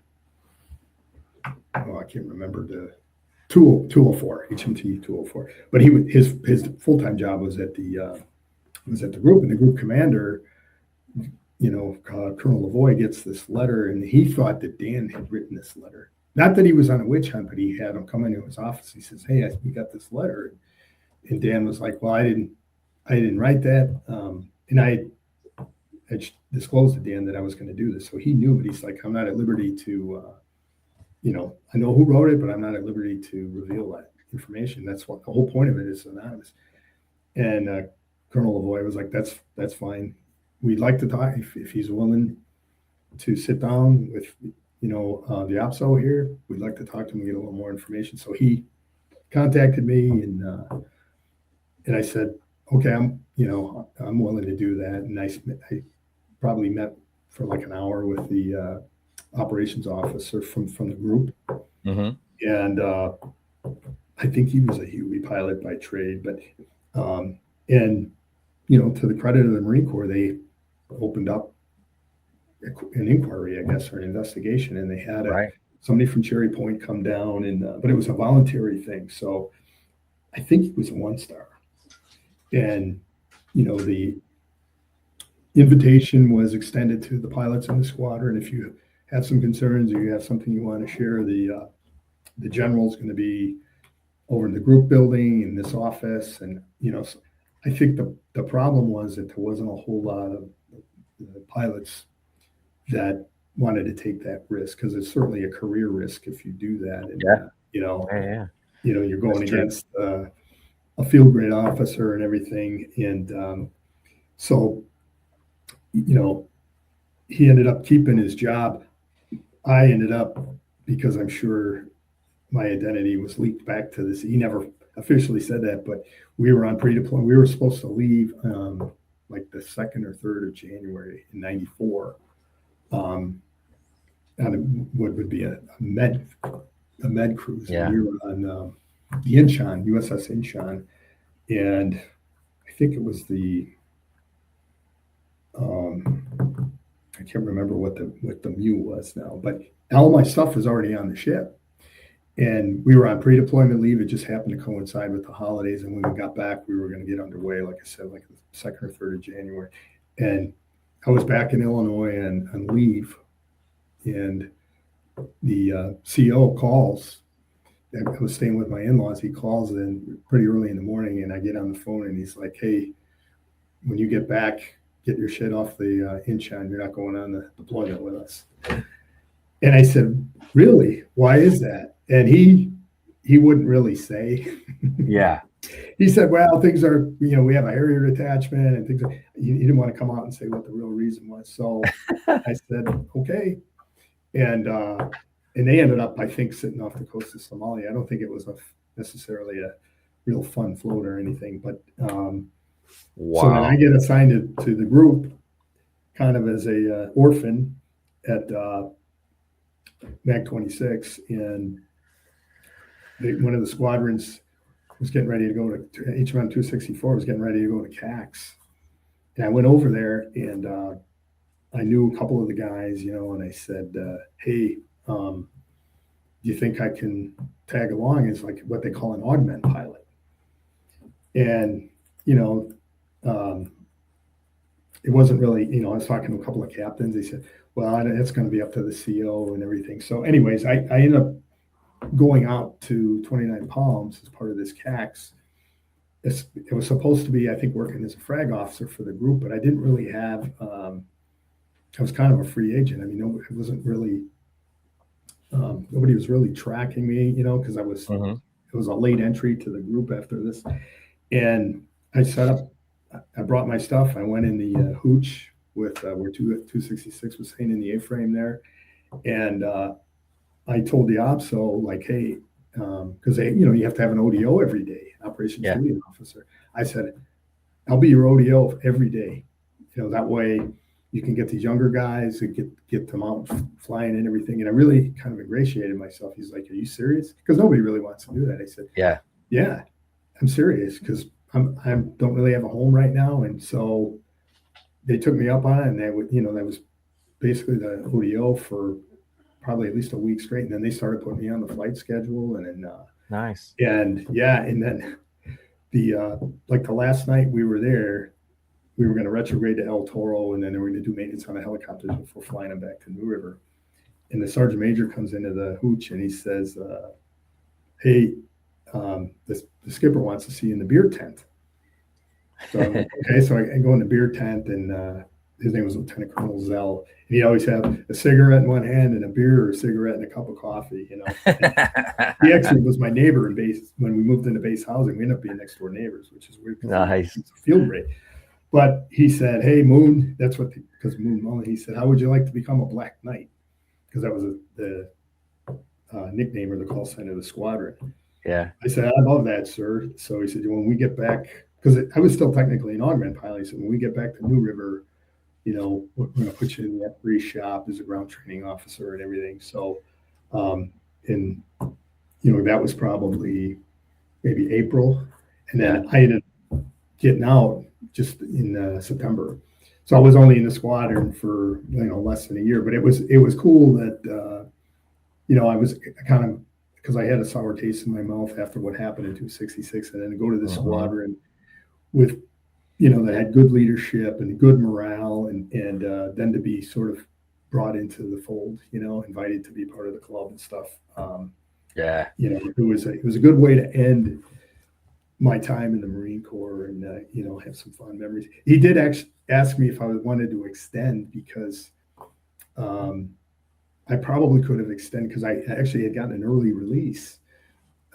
This is in '94, and because of the drawdown and everything, they were offering early retirement. You might remember that. I think there were guys who were retiring after 15 years with a partial pension, but they were getting ready to go to Haiti, Port-au-Prince, and I'm like, that doesn't sound like a garden spot. I said, I appreciate the offer, but I think I'm going to decline. So anyway. And then I got out in September '94, and then I ended up going into law enforcement. That's a whole other story, but well, I want to hear that part of it too. So, I mean, I'd love to talk about that because I was able to get involved in stolen valor, and we got a stolen valor statute passed in Wisconsin. Oh wow! There was no stolen valor statute on the books. There was a federal statute, but my supervisor was pretty good about allowing me the latitude because it's a misdemeanor. But you know what I found is that, and I think I had at least 5 stolen valor cases, and a lot of times these guys had other more serious crimes. I mean, it was a symptom of a larger problem. You know, whether it was some sort of a financial fraud or even like child pornography, that type of stuff. So maybe that's a story for another time. I guess we can talk about that. But when I first got out of the Marine Corps and we moved back to Illinois, and you know, I didn't have a job, and now I've got a child. You know, my daughter was like 1 year old, and I had to figure things out pretty quickly. And I had some friends of mine that were in law enforcement. One guy was a Chicago copper. Another guy worked for Forest Park. He was an Army vet. And, you know, I was kind of missing the camaraderie and the sense of purpose that you have in the military. And that's why I think a lot of veterans end up going into law enforcement. And in Illinois at the time, I think they had a veterans preference for, you know, police and fire jobs and everything. And so, you know, because back then it was pretty competitive. You'd show up for a test for a law enforcement agency, and there might be 300 people there to take. Holy cow! Wow. And this is for, you know, a smaller agency. Chicago would have 10,000 back in the day. You know, those days are gone now, unfortunately. A lot of young people are reluctant to go into law enforcement. I can't say I blame them. But, you know, and then I worked in fact, when I went to the police academy, it was hired by a department, Mundelein Police Department, which was a suburbs in Lake County. It's about, I think we had 36 sworn at the time. So a smaller to medium-sized agency. And the two other guys that were hired with me they also were recently separated Marines. In fact, the one guy he was still on active duty, and he was a sergeant. He was a communications Marine, and the Marine Corps granted him an early release, so because he was going into law enforcement. The other guy he'd been a crew chief in 53s, and he'd been out for a year or two, and he was working at the Cook County Jail, which is kind of a hellhole, but that was a valuable experience for him when he became a street cop, learning about things and how to talk to people and stuff. So he ended up going to work for Blackwater. Oh, okay. And did quite a few deployments, on the G1,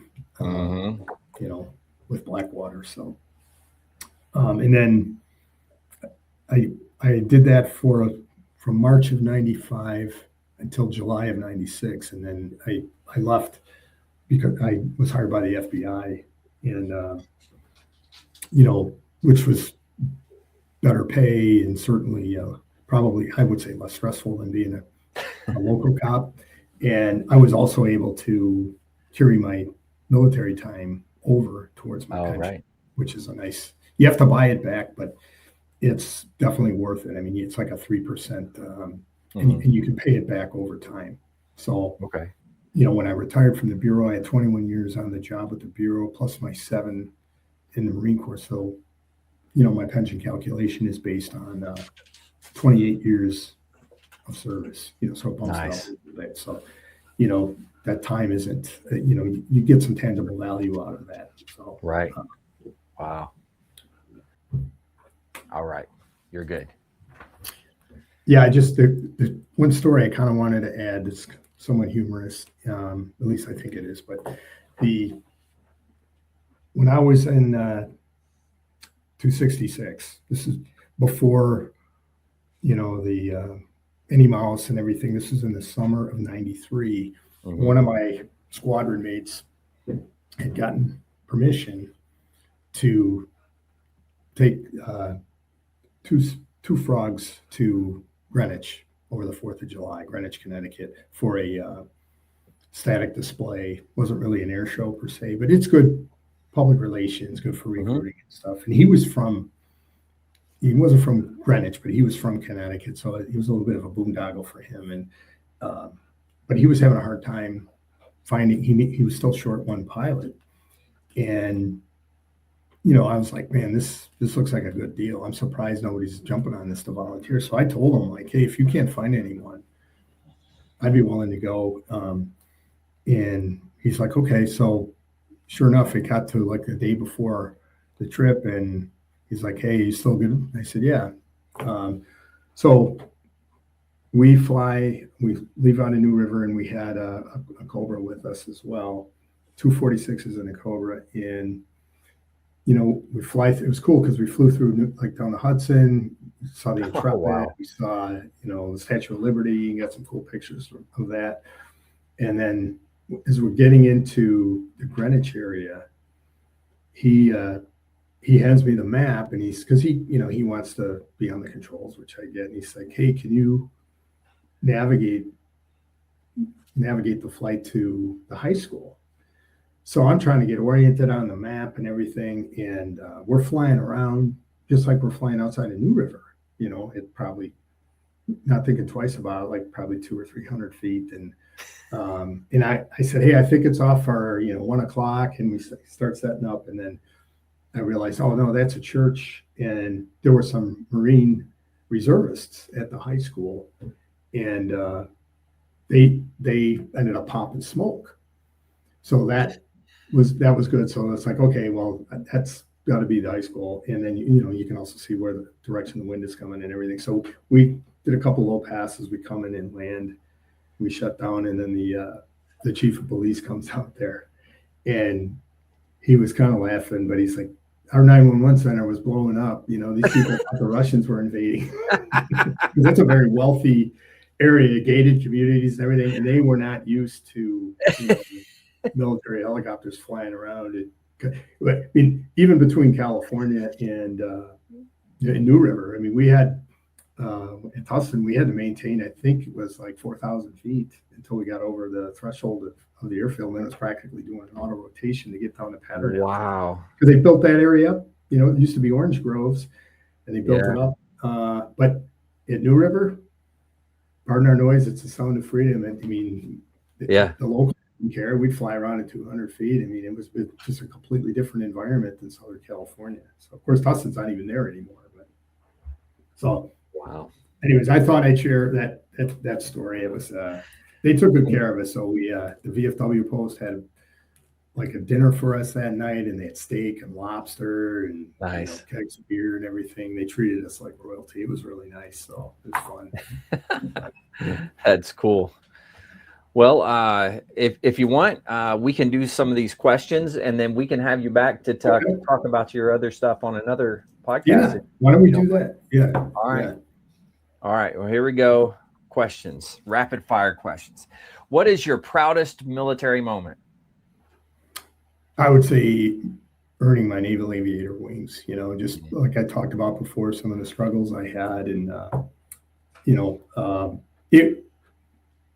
becoming a Marine obviously would be a close second, but that was more of like a gut check, and whereas the challenges of flight school wasn't just not so much physically demanding, but there's a certain level of stress, and you have to rely really on yourself and everything. So I would say that was my proudest military moment.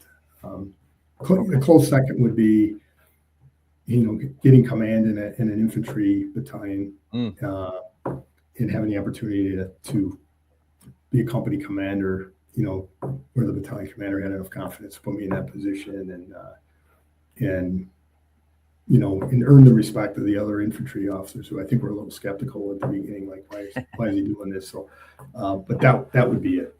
So okay, yeah, those are both really good too. Yeah. All right, what is your most embarrassing military moment? Well, when I was going through TACP school, I did not do well on I think there was a midterm and like a final, and we were, it was only, like I said, it was a 3-week school, but we were at the club the night before the final. The last day was on a Friday, so we were at the club for happy hour on a Thursday, and the guy that was like our class leader, the proctor, was an Air Force major, good guy, F4 pilot and everything, and he comes over to me and he says, "Hey, you're a grown man. I'm not here to tell you what to do, but there's a lot riding on this exam tomorrow." He says, "I hate to see you standing tall in front of the general, explaining why you didn't pass this class.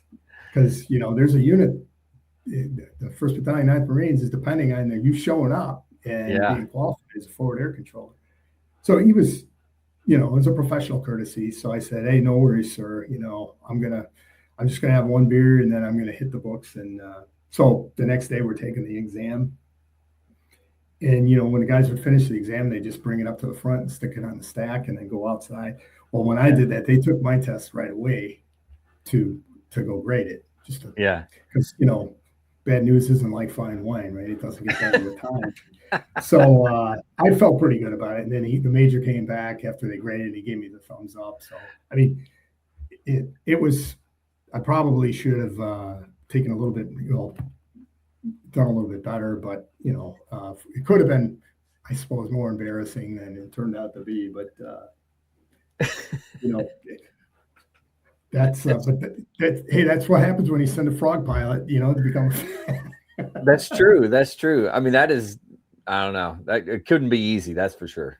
There's a fair amount of geometry involved, because when you have indirect fire weapons and you bring in an aircraft and you have to deconflict it, I think it was by 1,000 feet. So you had to figure out, like, what's the order of this artillery round going to be at this grid coordinate or grid line, right? And then depending on what type of ordnance, if they had snake eye, you bring them into low, or if they're with slick bombs. So yeah, I mean, it takes a little bit of there's a little bit of mathematics and geometry to it, but once I got to 19 and we started doing it, you start to get comfortable with it, just like anything else. But it was a steep learning curve, that's for sure. Yeah, I imagine so. All right, if you could be one military leader for a day, who would that be? I would say, technically this is civilian, but to be the Secretary of War. Ooh, yeah. And the reason I say that, I just watched the podcast with Pete Labor, on Sean Ryan. It's a 12-hour podcast, but really compelling stuff. And he was the Delta guy, commanding officer for Delta for many years. And he's got a lot of really good insights into leadership and how our system is kind of broken now, the command and control system and the promotional system. And so, yeah, if I was the Secretary of War, I think that the first thing I would do would be to bring him up and put him in charge of reforming some of the ways we do command and control, certainly in the military. So yeah. All right. What is one lesson or skill that you learned that you still use today? I would say the moral courage. Like there's physical courage and moral courage, and like I talked about with the kind of the whistleblower incident. That's something I carried with me, and when I was in the FBI, it was not quite the same thing, but we had a situation with an applicant that had some baggage, and I tried to notify the proper authorities, like, hey, this person probably shouldn't be hired, and there was, got some blowback on that. I had a friend of mine who was a police officer and ended up getting charged federally under a color of law case for excessive force, and I thought it was right before the statute of limitations was about to run, and I thought, man, this is pretty low what they're doing to this guy. And I drafted a statement on a character statement for him because he ended up entering a plea because he didn't want to go to trial in Cook County as a cop. I don't blame him, but of course at the time I was an active FBI agent. I got a little bit of blowback on that as well, but I thought it was the right thing to do. I didn't put it on FBI letterhead or anything like that. But point being is that and then even with the COVID stuff, I pushed back on some of the COVID regulations with the job I had after I retired from the Bureau. And so I think that was a kind of something I learned, the importance of keeping your honor clean, right? And doing the right thing, even though when it's sometimes there's some risk involved, career risk and everything.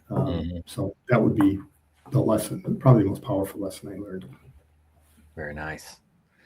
All right, this is the fun one. In the zombie apocalypse, what would be your weapon of choice and what anthem would be playing?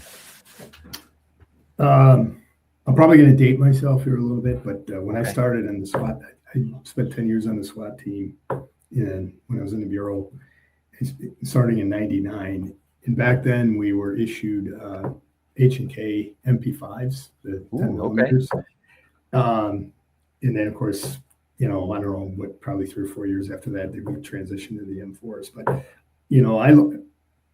I like that weapon, even though it's essentially a handgun caliber round. And then as far as the anthem, I've always been a big Metallica fan. Probably Disposable Heroes from the Master Puppets, which is Master Puppets, I believe was entered into the Library of Congress in like 2016. So it's considered probably one of the best heavy metal albums of all time. That's when Cliff Burton was still alive. But yeah, so that would probably be my anthem. Yeah, that was a good one. I like that. Yeah. I like that. All right. What animal best describes your time in service? Well, my original call sign was Pit Bull. Okay. And of course, when I went to the East Coast, they're like, no, you're not Pit Bull. I mean, you don't really get to pick. I was kind of lucky because usually it's something embarrassing or, pilots don't typically pick, and I didn't pick that one either, but it was, I think, attributable to the fact that I'm short and stocky and have an oversized head and everything. So I guess that would be my animal, Pit Bull. So. All right. That's a good one. Knowing what you know now, would you do it all over again? Oh yeah, absolutely. I learned a lot about leadership and it kind of in being a good, just being a good citizen, and it's kind of set the path for me, I think, throughout the rest of my life, even though I only spent 7 years in the Marine Corps, but then going into law enforcement. And there's certainly, I think, generally a distinction. And there's a reason why a lot of employers like to hire veterans, because of the work ethic and their ability to work with people from all walks of life, all demographics. I mean, because you have to do that by necessity when you're in the military, you're thrown into that situation. And I think at the time, I probably didn't really appreciate, the value of serving. And then when you get older and you reflect back on it, it really kind of, you appreciate it more. Just like, you appreciate your family more and everything as you get older. So, yeah. And I consider myself fortunate that I had no shots fired in anger my way. I know a lot of veterans feel like, hey, they feel like their service wasn't, if it was peacetime service, it doesn't measure up to those that were in combat. But, I'm grateful for our combat vets, don't get me wrong. But, I don't feel like my service was less worthy because I didn't serve in combat. It's just personally, but so. No, you're right. 100%. I mean, not everybody gets to go, and it is what it is. But exactly.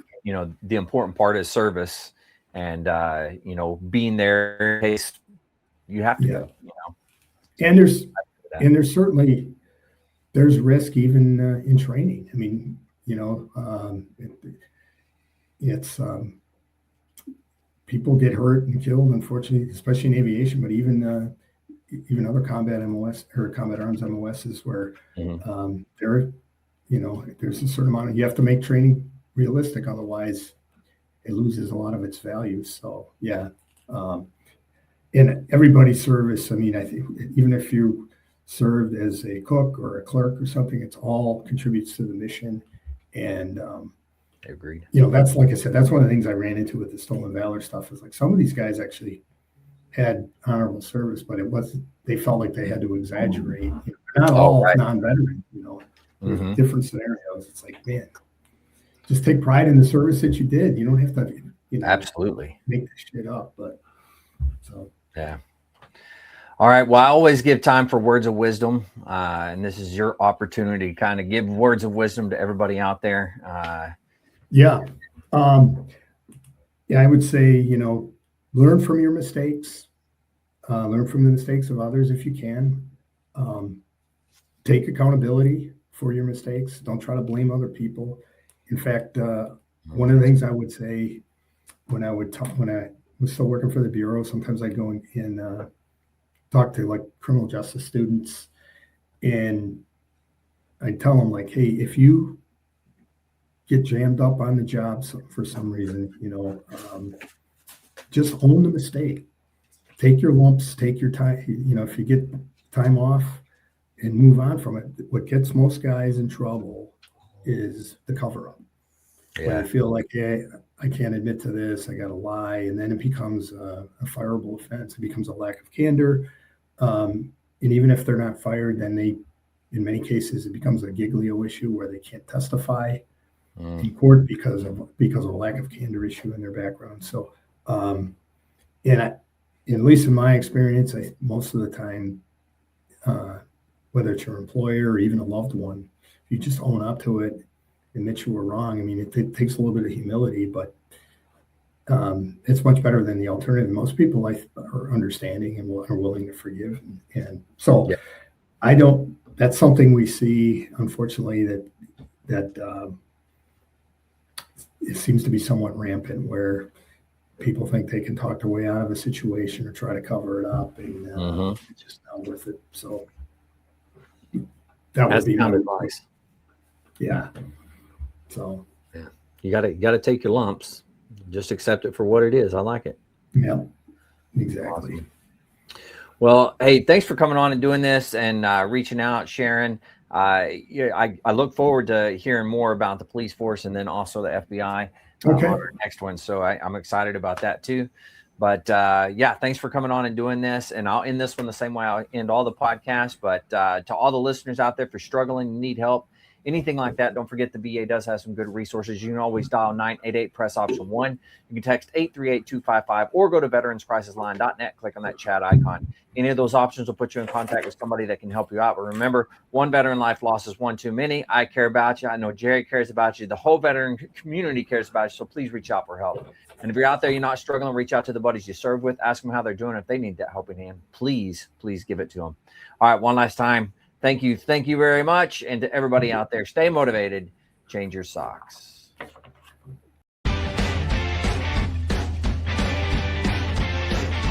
No more 22. On to the journey and finish the fight.